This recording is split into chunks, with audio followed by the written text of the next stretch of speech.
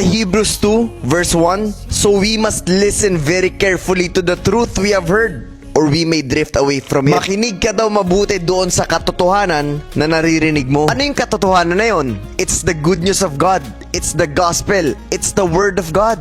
Ang salita ng Diyos. I-make sure mo na talagang dun ka nakasandal. Na talagang dun ka nabubuhay. Kasi kung hindi, napakadali kang aakitin ng mundo na to sa magagandang bagay na pwedeng ibigay sa'yo papalayo sa Panginoon. Sadly, pero dyan na nahihirapan ang napakaraming tao na nagsasabing sumusunod sila sa Panginoon. Pero pag nakikita na nila ang kinang ng mundo, agad silang tumatalikod sa salita ng Diyos. This is a reminder for you to be faithful.